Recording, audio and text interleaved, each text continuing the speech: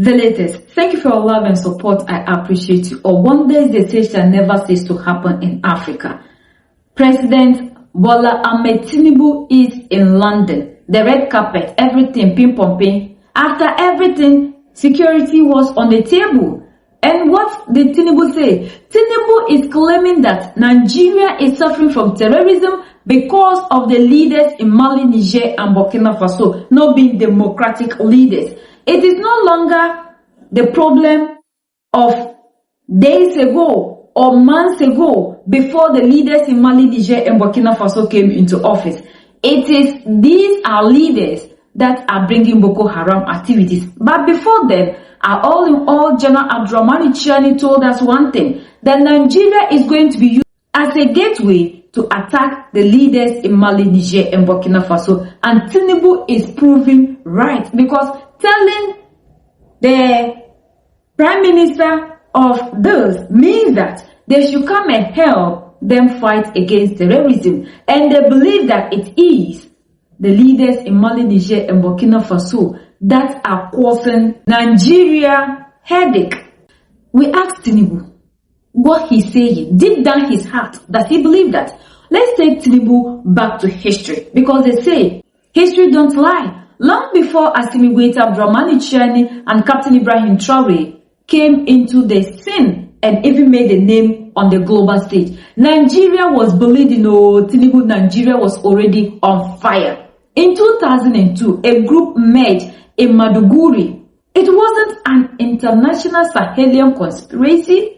It was a local response to local injustice. For 7 years, the Nigerian state watched it grow. In 2009, they thought they ended it by executing Mohamed Yusuf in cold blood without trial. And that was the genesis of everything called Boko Haram banditry in Nigeria. That was the first great betrayal. By unaliving the leader, they bet 1,000 monsters. By the time the Sahelian leaders came into power in 2020s, Boko Haram had already been tearing Nigeria apart for a decade. So, Tinubu, how can the blame now be on the leaders in Mali, Niger, and Burkina Faso? This is what African leaders do best.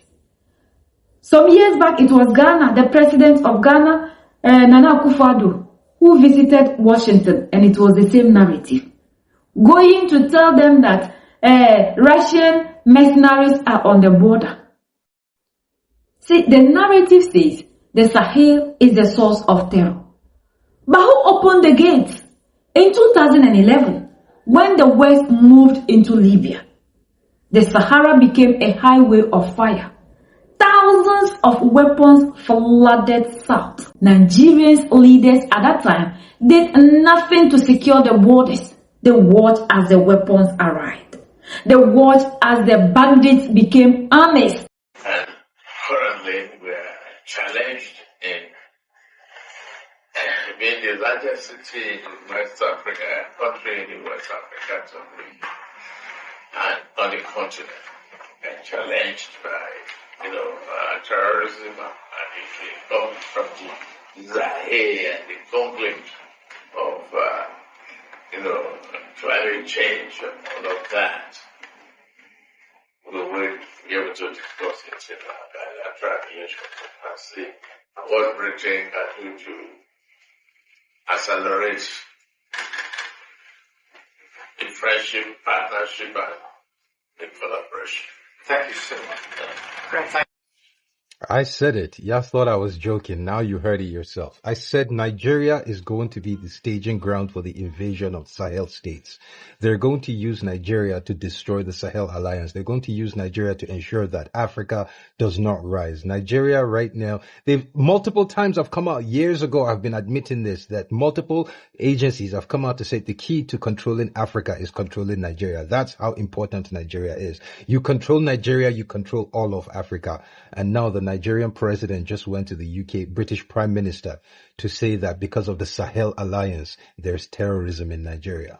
What's the next step? The next step is UK, France, USA, and the rest of EU deciding they need to secure Nigeria. How do you secure Nigeria? by getting rid of the terrorists in the Sahel states. The only thing I hope that will come from this, the worst blowback I can think about is Nigerians. We're going to start being attacked anywhere we go by Africans who understand that we are the obstacle to the growth of Africa.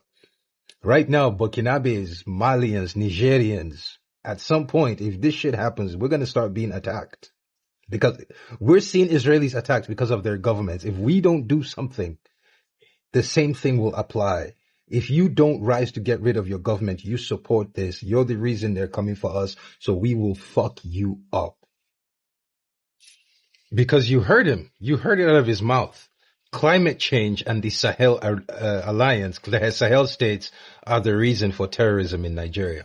I don't understand how climate change is the reason for terrorism, but I sure as hell understand how the Sahel states are the reason for terrorism, because now that means they are a threat to Nigeria, and Nigeria's friends, Britain, England, UK, all these France, they're going to come and help Nigeria.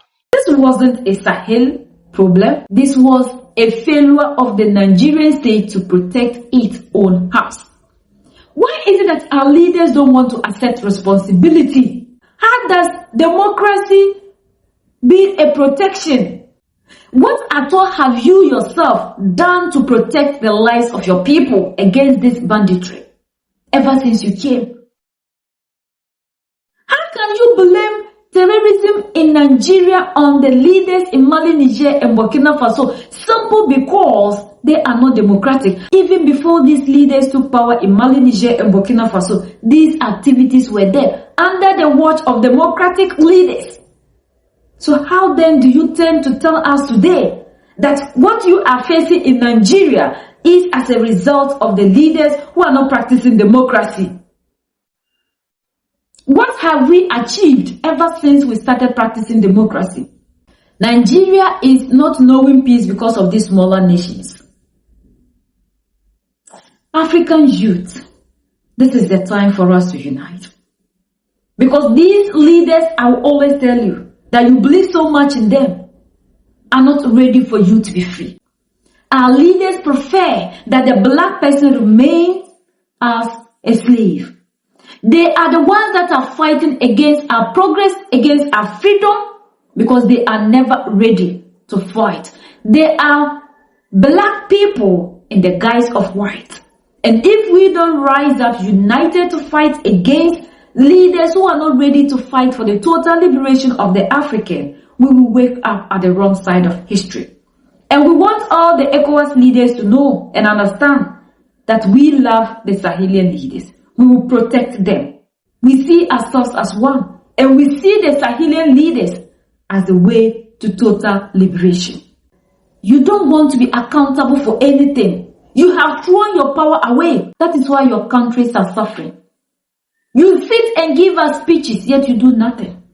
With your resources that you have, you are not able to do anything. People are there determining the fate of Africa. We cannot take control of our resources. You are not blaming the people who even sat in their Congress to tell the whole world that they are the ones that are sponsoring Boko Haram, ISIS, Al-Qaeda, jihadists. So, if US Congress boldly admitted to the whole world, why will you now be pointing fingers at the people that are sitting somewhere fighting legitimately against the people that are using these things in order to continue to be looting and extorting Africa?